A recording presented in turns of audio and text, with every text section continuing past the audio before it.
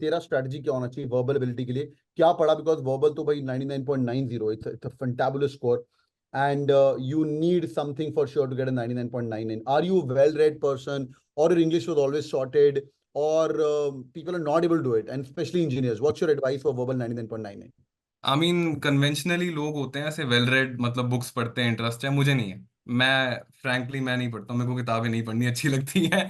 But I think एक तो mindset की बात होती है कि English is just another language, तो जितना उसको हुआ या स्किल ना देख के तुम लैंग्वेज की तरह देखोगे, उससे थोड़ा आसान हो जाता है कि मैं True. हिंदी बोल रहा हूँ, मैं इंग्लिश बोल रहा हूँ, कोई फर्क नहीं है। Yeah. And the other thing is sir, gist gist लेना चीज की, चीज को समझना, अंडरस्टैंड करना एक मेंटल तरीके से, that is more important rather than just searching for ऐसे अगर वार्क के पैसेज हो गए तो उसमें सर्चिंग फॉर आंसर से अच्छा है कि you understand the passage first, then look at the questions और एलिमिनेट करो। मेरा स्ट्रैटेजी सबसे मतलब अच्छा सर भी कहते हैं elimination, Hmm. Eliminate the wrong options, eliminate the extremities.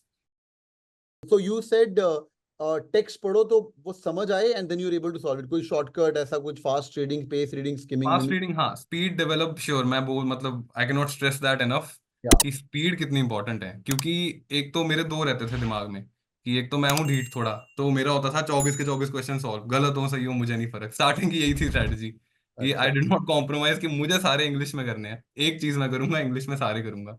वाह। तो उसमें मैं कॉम्प्रोमाइज नहीं करता था। तो obviously you need a lot of speed, क्योंकि 4 आरसीज होते हैं एंड लाइक 4 4 पैराग्राफ्स, काफी हम्म। वर्ड।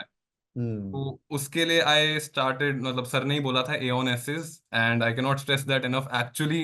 जेन्युइनली मैं बोल रहा हूँ, काफी काफी हेल्प होती है, क्योंकि जो सब्जेक्ट्स कवर होते हैं ना उनमें, वो सारे इंटरेस्टिंग नहीं होते, कुछ बड़े बोरिंग होते हैं, कुछ बड़े ऐसे होंगे कि ये क्या है, ये कैसी पॉलिटिकल फिलोसफी इन मिडीवल कुछ यूरोप, ऐसे हाँ। ऐसे होंगे। तो होता क्या है ना कि हमें लगता है कि ये क्यों पढ़ रहा हूँ मैं। हम्म। बट फ्रैंकली मेरे पेपर में स्लॉट 3 था मेरा कैट 2023 में, तो मेरे पेपर में तीन, मैं देख रहा था, 4 ऐसे होते हैं नॉर्मली। आरसी में ऐसा होता है कि कोई साइंस आ गया, एक दो, एक आसान देते हैं, दो आसान देते हैं, दो मुश्किल देते हैं। तो हम्म। मैंने पहला देखा पॉलिटिक्स, ठीक है, दूसरा देखा पॉलिटिक्स, तीसरा देखा पॉलिटिक्स, ओ, चौथा देखा थोड़ा एनिमल उस पे आ रखा है। मैंने कहा अरे भाई ये सारी पॉलिटिक्स आ गए हैं।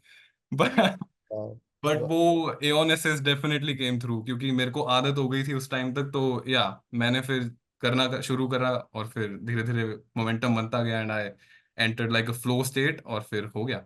बहुत बढ़िया। ये फ्लो स्टेट वाली जो बात इसने बोल दी है ना, ऐसे ही घाई घाई में, flow state is the state when you start performing at an excellence level. You're the acme, you're the pinnacle of the entire things, and then you're like just flowing and solving the question as well.